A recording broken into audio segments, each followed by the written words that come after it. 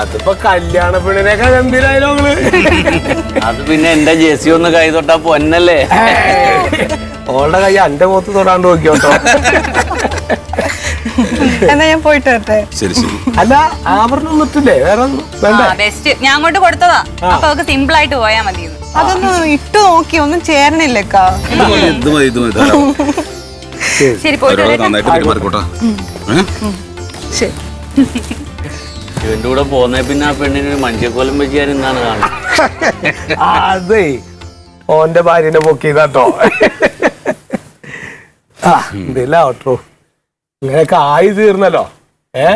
അല്ല അത് അവരെ തന്നെ കേട്ടോ സമ്മതിക്കേണ്ടത്. എന്താ അറിയോ, ഇതുപോലെയൊക്കെയുള്ള ചില സന്ദർഭങ്ങൾ വരുമ്പോഴാ നമ്മുടെയൊക്കെ ഒരു അവസ്ഥ ആലോചിച്ച് പോണത്.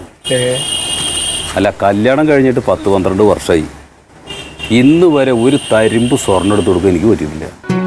മാത്രമല്ല അവളുടെ ദേഹത്തൊക്കെ അത്യാവശ്യം സാധനങ്ങൾ ഉണ്ടായിരുന്നു സ്വർണത്തിൻ്റെ. ഒക്കെ ഓരോരോ ആവശ്യങ്ങൾ വരുമ്പോൾ എടുത്തങ്ങ് ചിലവാക്കി. എന്തെങ്കിലും ഒരു മിന്നെടുത്ത് കൊടുക്കണം എന്നൊക്കെ പലപ്പോഴും വിചാരിക്കും. നടക്കണ്ടേ, കൂട്ടിയാൽ കൂടുന്നില്ല.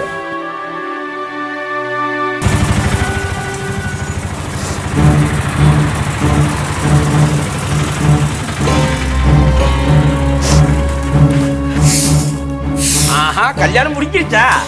എന്ത് വലിയ സന്തോഷത്തോടെ കരഞ്ഞോണ്ട് சாப்பாடு கிடைக்கலையா? അതൊന്നും അല്ല. ഇവിടുന്ന് പോയത് തന്നെ അച്ഛനമ്മയും കാണാലോ സംസാരിക്കാലോ എന്ന് വെച്ചിട്ടാണല്ലോ. പക്ഷെ അവിടെ ചെന്നപ്പോ അവരാരും ഇവളെ കണ്ടിട്ട് മൈൻഡ് ചെയ്തുമില്ല, സംസാരിച്ചുമില്ല. അതൊന്നും സാരമില്ല. എന്റെ മോക്കൊരു നല്ല കാര്യം വരുമല്ലോ എന്ന് കരുതിയാണ് ഞാനും ഇവിടുന്ന് പറഞ്ഞു വിട്ടത്. മക്കൾക്ക് സമയമായില്ലെന്ന് കരുതി സമാധാനിക്കാം. അവരെന്നോട് മിണ്ടിയില്ല. എന്നിട്ട് ജെസ്സി എന്നോട് പറഞ്ഞു അവരെന്നോട് മിണ്ടിയില്ലെങ്കിൽ കുഴപ്പമില്ല, നീ പോയി അവരോട് മിണ്ടാൻ പറഞ്ഞു. എന്നിട്ട് ഞാൻ അമ്മയോട് പുറകെ ചെന്നു. പക്ഷെ സാരമില്ല, ഈ അച്ഛനും അമ്മയും മിണ്ടിയില്ലെങ്കിൽ ഞാനല്ലേ അച്ഛനും അമ്മയായിട്ടൊക്കെ. ഞാൻ നിന്നെ പറ്റിയില്ലെങ്കിലും ഞാൻ നിന്റെ അമ്മ തന്നെയാണ്. അമ്മയെ പോലെ അല്ലേ നിന്നെ ഞാൻ കാണുന്നത്.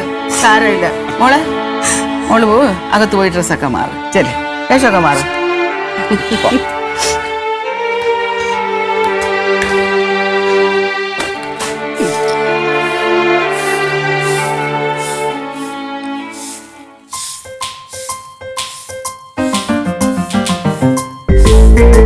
மல்லிகை பாவம் அழுகுது.